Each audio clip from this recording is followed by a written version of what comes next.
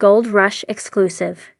Miner Rick Ness is pushing his luck to the limit on Friday's latest edition of Gold Rush for Discovery. The mid-season hump is here as the tail of the scale is what all eyes are watching.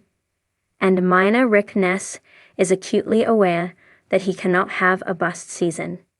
In TV show's exclusive preview, we are halfway through the mining season as Rick Ness is pushing his operation to the edge. Ness is working out in the field and talks about the task ahead of him. That's pretty scary. I've never done anything like it. There's so much dirt that has to be moved here. If we move the wrong dirt and go all the way down in the wrong spot, I'm gonna go broke. He adds, it's gonna cost pretty much everything I have, so the stakes here are massive. But the payoff at the bottom could be life-changing. The Discovery series features Rick Ness at the top of the latest episode, but let's discuss where we left off last week. Mud Mountain for Parker Schnabel is turning into $1 million money pit, as Big Red and Slucifer are cranking. Parker takes a chance shutting down a working wash plant, and despite the grousing from Chris Daumit and Mitch Blaschke and the skeleton crew, left on Big Red. Tyson took 5 workers to Mud Mountain, including Tashiana Costa. In the end, he cleared 316.75 ounces for the week. Parker has 28, 38, 85 ounces for the season so far. Meanwhile, Fred Lewis has issues, notably within his veteran ranks. Fred needs to cover his costs and pay them all. Stuart McKenzie, especially son Christopher Parker, and Fred's wife, Cara Lewis, are bickering and having major communications issues. Fred sends Christopher to Attitude Adjustment Boot Camp with Tony Beats. Every kid should be forced to do a tour of duty with Beats. This country would be better for it. He ended the last episode with near 18 ounces of gold for the season. And Ness and crew at Duncan Creek are still struggling to get the gold, but will he make the 2,000-ounce goal? So far, he's under 600 ounces at the halfway mark, and he's sweating bullets. The bacon strip pay is mined out, and his go-to crew, Chris Cruz and Brennan Rualt, hope he has a solid plan that will reveal itself in this latest episode. Will the deep cut, the bane of his last season, actually have some gold in the pay last week? Rick cleared near 127 ounces of gold, so his hunches paid off. He is at 687 ounces, give or take, going into this episode. Watch our exclusive preview to see where Ness's head is at this week. Gold Rush airs Friday at 8 p.m. ET/PT on Discovery. In addition to watching the series on Discovery, viewers can check out new episodes each week on Discovery Joe. Additionally, viewers can join the conversation on social media by using the hashtag #GoldRush. Gold Rush exclusive. Miner Rick Ness is pushing his luck to the limit. When Gold Rush first introduced Rick Ness, he was a quiet, dependable member of Parker Schnabel's crew, a hard-working, blue-collar guy with a knack for heavy equipment. But over the seasons, fans have watched Rick evolve from a loyal worker to an ambitious leader in his own right. His journey is a story of risks, rewards, and the sometimes perilous decisions that come with being in the cutthroat world of gold mining. And now, in the latest season of Gold Rush, it seems Rick is taking his career and his luck into uncharted territory. He's pushing his limits harder than ever, and the stakes have never been higher. From his early days, working under Parker's tutelage, to his eventual decision to strike out on his own, Rick Ness has always had a bit of a rebellious streak. But with his latest mining venture, he's facing his biggest challenge yet, a high-risk operation that could either make or break his future. For Rick, it's all about proving that he has what it takes to thrive outside of Parker's shadow, and that means taking risks that could either lead to a bonanza or a disastrous failure. Rick Ness, From sidekick to solo operator, Rick's rise to prominence in the world of Gold Rush was marked by his hard work and reliability. He was the guy you could count on, the one who knew how to handle the machinery and get the job done without too much fuss. But as much as Rick thrived under Parker's guidance, he was never one to settle for being in the background. His ambitions grew, and by season 8 of Gold Rush, Rick made the bold decision to leave Parker's operation and venture out on his own.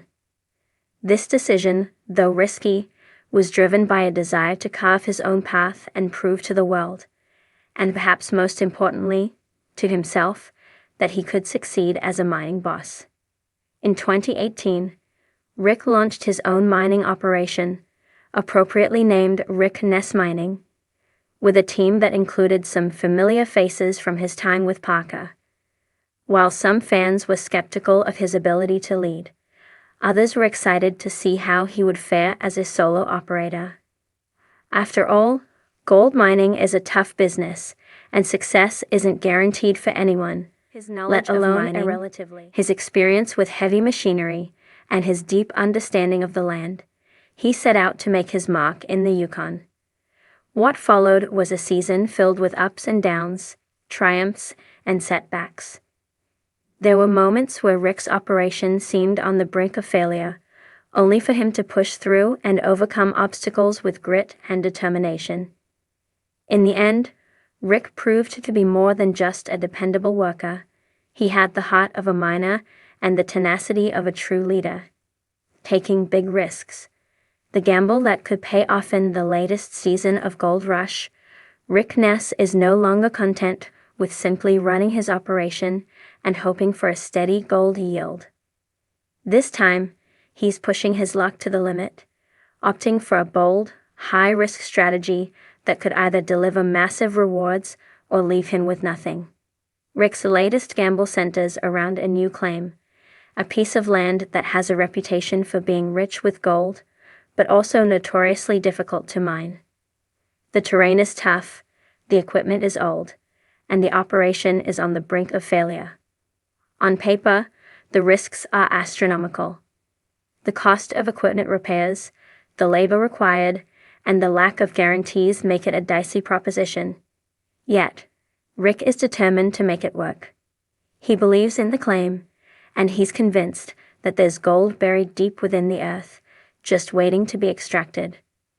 The pressure is on Rick to deliver results, not just for himself, but for his team and his investors. He knows that every decision he makes has the potential to send his operation either spiraling into bankruptcy or propelling it to gold mining glory. As the cameras roll, fans watch as Rick doubles down on his bet, securing more equipment, rallying his crew, and pushing forward with a plan that could either pay off handsomely or leave him with nothing. In one particularly tense moment, Rick faces a major breakdown with one of his key pieces of equipment, a bulldozer that's crucial to the success of his operation. Repairing it would cost thousands of dollars and take time that Rick doesn't have if he's going to meet his gold production goals. But Rick isn't one to back down from a challenge. He makes the decision to take a risk and try to fix the bulldozer himself, using the limited tools and resources at his disposal. The tension is palpable as the crew watches, hoping that Rick's gamble will pay off. It's moments like this that show just how much Rick has changed. In the past, he might have relied on Parker's deep pockets or expertise to bail him out in times of trouble. Now, however, Rick is standing on his own 2 feet, making decisions that have far-reaching consequences. The pressure to succeed is immense, and the stakes couldn't be higher. The risks and rewards of independent mining. Rick Ness's decision to go solo in the world of gold mining is one that comes with both immense potential rewards and equally immense risks. In the high-stakes world of mining, even the most experienced operators can find themselves on the edge of disaster. The elements are unpredictable, equipment failures are common, and gold is never guaranteed. For Rick, the uncertainty is part of the thrill, But it's also what makes his success all the more remarkable. But why take the risks at all? For Rick, it's about independence, pride, and the opportunity to make a name for himself. He's no longer content to live in the shadow of his mentor, Parker Schneppel. Instead, he wants to prove to the world, and to himself, that he has what it takes to lead a mining operation and make a fortune. The potential rewards of a successful venture are enormous.